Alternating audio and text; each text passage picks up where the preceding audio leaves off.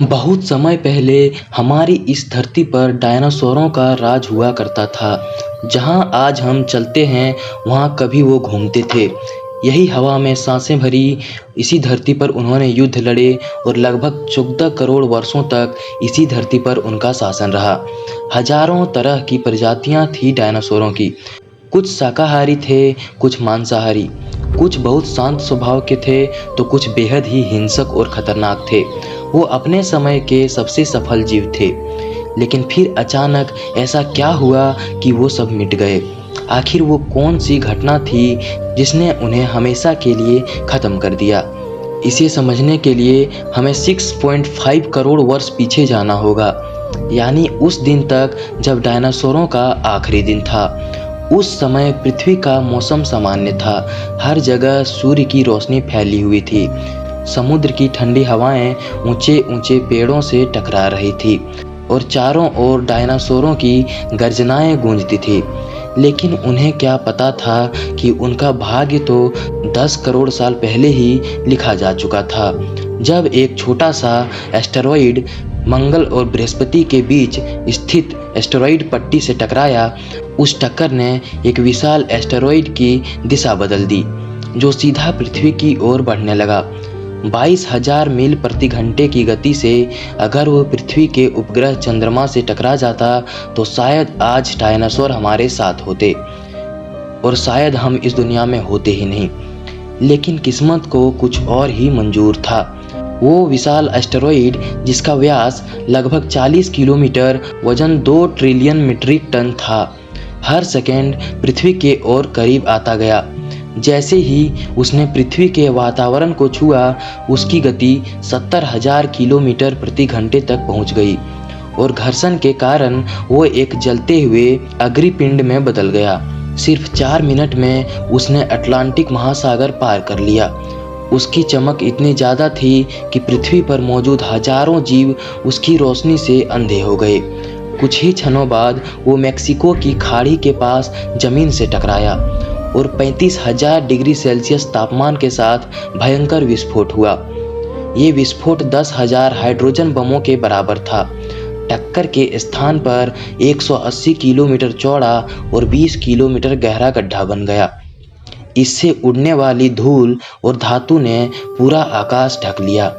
Asteroid टकराने के 16 minute 40 second बाद इस टक्कर से 11.1 तीव्रता के भूकंपीय झटके पूरी पृथ्वी पर फैल गए। महासागरों में विशाल सुनामी उठी और सक्रिय ज्वालामुखी फट पड़े। विनाश की प्रक्रिया शुरू हो चुकी थी। 800 किलोमीटर तक फैली रेडिएशन ने अपने आसपास के सभी जीवों को राख में बदल दिया।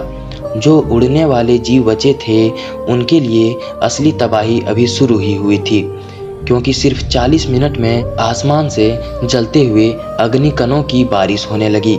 6,000 किलोमीटर प्रति घंटा की गति से धूल के तूफान पूरी पृथ्वी पर छा गए।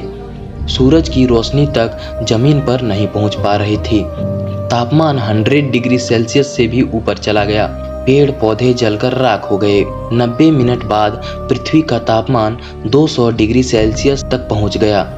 डायनासोर जो मीलों दूर थे, वो भी झुलस कर मर गए। इस तबाही में पृथ्वी के 90% जीव जंतु समाप्त हो गए। सिर्फ वो जीव बचे जिनका वजन 30 किलोग्राम से कम था, क्योंकि अब ना पेड़ थे ना खाना।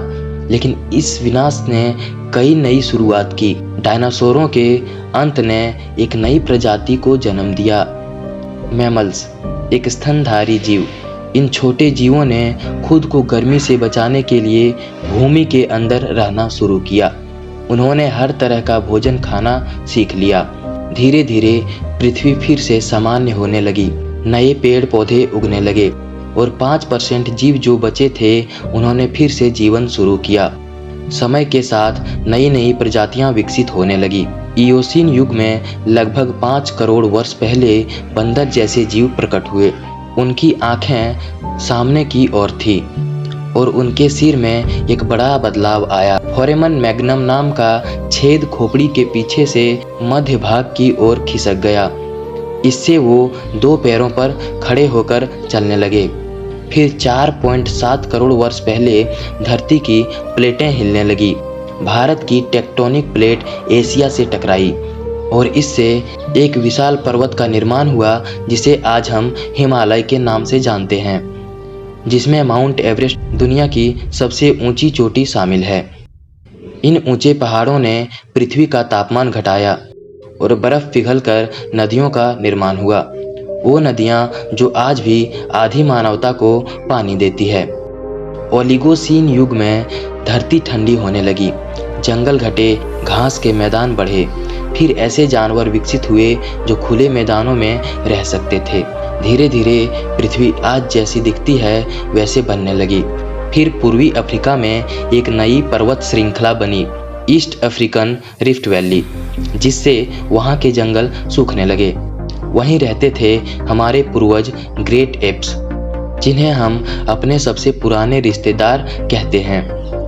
इनमें से एक था पेरोलापिथेकस, जो फलों पर जीवित रहते थे और कभी कभी 2 पैरों पर खड़े होकर चलने की कोशिश करते थे।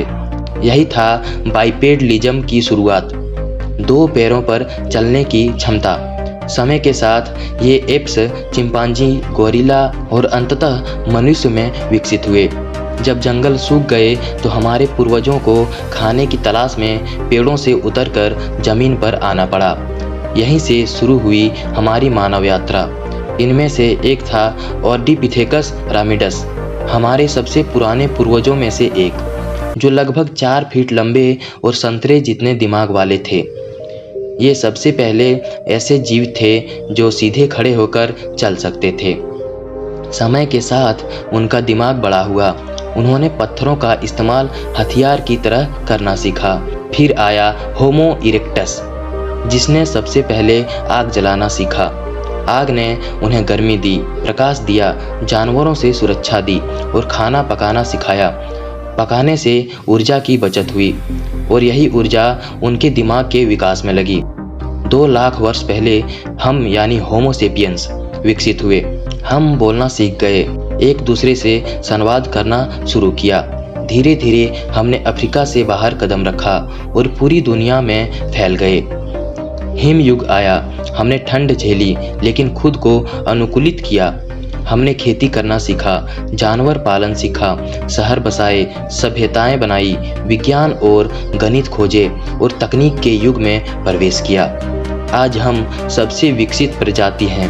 हमें पता है हम कौन हैं और हम कहां से आए हैं। लेकिन यह हमारी यात्रा का अंत नहीं है, यह तो बस शुरुआत है। हमें और भी आगे बढ़ना है, नई चुनौतियों का सामना करना है और खुद को और विकसित बनाना है। दोस्तों, आज के एपिसोड में बस इतना ही। अगर आपको वीडियो पसंद आई हो तो लाइक करके चैनल को सब्सक्राइब जरूर करें और नोटिफिकेशन बेल को ऑन करें ताकि हमारे नए एपिसोड आप तक सबसे पहले पहुंचे। मैं आपका दोस्त फिर मिलूंगा एक नए एपिसोड में। तब तक के लिए बाय बाय।